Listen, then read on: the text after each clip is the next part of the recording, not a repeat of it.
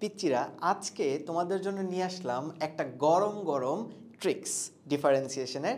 তোমরা নিশ্চয়ই এই টাইপের ট্রিক্স তোমাদের কনসেপ্ট বুক, অ্যাডমিশনের কনসেপ্ট বুক কিংবা ম্যাথমেটিক্সে অবভিয়াসলি দেখছো 9.5-এ, যে এরকম যে রুটের ভিতরে রুট, তার উপরে রুট, মানে এরকম রুট চলতেই আছে।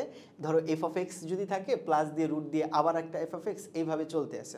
এখন এই টাইপের ফাংশনগুলোকে আমরা কিভাবে ডিফারেন্সিয়েশন করব, সেটাই হচ্ছে আজকের ট্রিক্স আমরা শিখাবো, তাও আবার 30 সেকেন্ড সময়। এটা তুমি বড় প্রসেসে অবশ্যই পারবা, আমার মনে হয় তুমি পারবা। তো আমি তোমাকে 30 সেকেন্ডে কিভাবে এই ম্যাথটা শেষ করা যায় সেই জিনিসটা তোমাকে আজকে শিখাবো।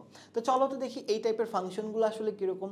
দেখো পিচ্চিরা, আমি প্রথম যে ফাংশনটা লিখে রাখছি, y equals to X square plus root over X square plus root over X square plus this cycle goes on. বুঝতে পেরেছি। নিচেরটাও দেখো, root over cos X plus root over cos X plus root over cos X and this cycle goes on. অর্থাৎ এইখানে যে কাজটা আমাদের করতে হবে সেটা হলো গিয়ে আমাদের এই ফাংশনটা সেম থাকতে হবে, অবশ্যই সেম থাকতে হবে এবং প্লাস থাকতে হবে। এই ট্রিক্সের বিশেষত্ব হচ্ছে এইটা, অর্থাৎ ফাংশনটাকে সেম থাকতে হবে এবং প্লাস থাকতে হবে। যদি এই দুইটা না হয় তাহলে আসলে এই ট্রিক্সটা অ্যাপ্লাই করতে পারবা না। এটা এমসিকিউতে অবশ্যই আসতে পারে। তো এখন দেখো ট্রিক্সটা আসলে কি। যদি তোমার কাছে এইরকম কোনো কিছু থাকে তাহলে তুমি এটা ডিফারেন্সিয়েশন কেমনে করবা? উত্তর হচ্ছে গিয়ে তুমি উপরে জাস্ট ওই ফাংশন, ধরো এই যে এই ভিতরে এই এফ অফ এক্সকে আমরা কোনটা বলতেছি, এই যে কজ এক্সটা হচ্ছে এফ অফ এক্স, এক্স স্কোয়ারটা হচ্ছে এফ অফ এক্স। বুঝতে পেরেছো?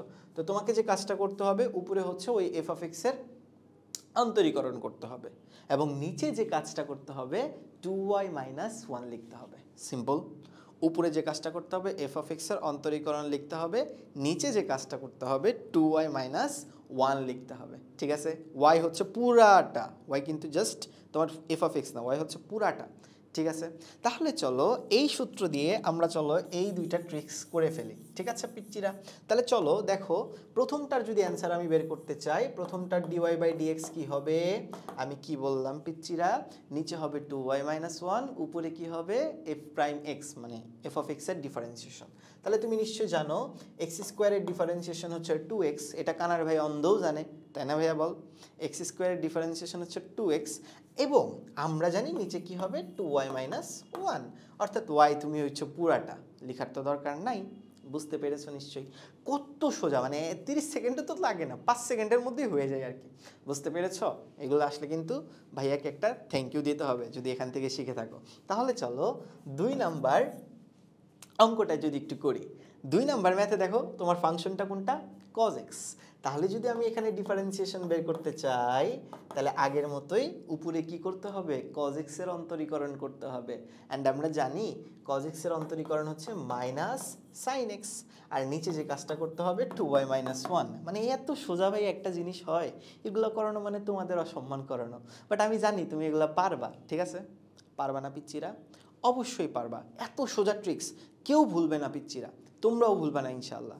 সূত্রটা কি বা ট্রিক্সটা আসলে কি?